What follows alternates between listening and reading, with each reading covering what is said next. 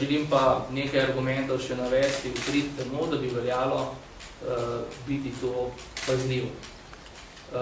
V zakonu seveda je vrste rešitev, ki so dobre, ki jim ne nasprotujemo, ki uživajo ne samo podporo javnosti, ampak v enem delu tudi stroke.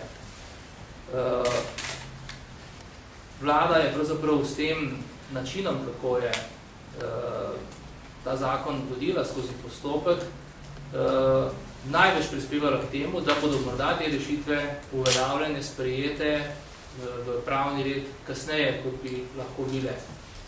Vendar bi po te posamezne rešitve, definicije nekaterih novih kaznivih dejanj, zaostritve nekaterih sankcij na posameznih področjih ne more biti razlog za to, da bi ogrozili temeljno vodilo, ki ga mora država pri urejanju tega področja imeti, to je pa povečevati in ne zmanjševati pravne varnosti vseh državljank in državljanov.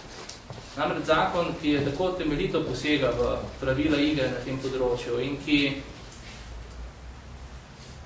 je bil sprejet na tak način, ker so in pomembne institucije, veste, da na primer Vrhovno sodišče se do njega sploh ni opredelilo, se niso izrekle, niso zmogle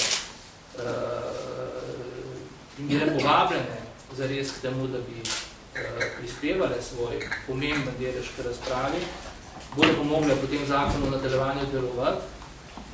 Govorimo o institucijah pravosodja, ki so že zdaj izjemno obremenjene, kjer, kot veste, se kopičijo zaostanki, se ti zaostanki z težavo odpravljajo, zmanjšujejo na nekaterih področjih, ne povsod, z tudi dodatnimi investicijami države, z programi, kot rekel Herkules v preteklosti ali Lukenda nedavno in podobno.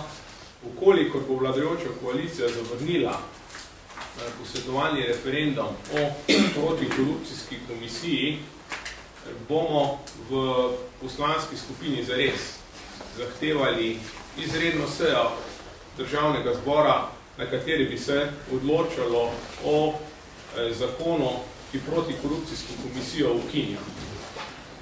Na ta način bo imela vladajoča koalicija možnost, da končno povedo, kakšno je njihovo stališče do ukinitve protikorupcijske komisije. Sedaj je že popolnoma jasno, da jo velik del koalicije želi na vsak način ukiniti.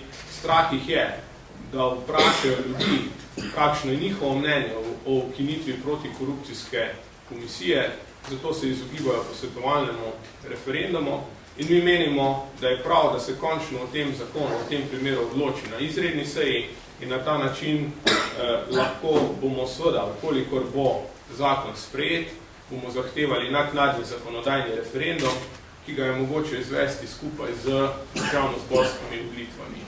Zakon o referendumu jasno določa, da lahko 2/3 navzočih poslancev sklenejo, da se datum referenduma tudi zamakne in v tem primeru verjamemo, da je vladajoča koalicija toliko pogumna, da bo to sprejela.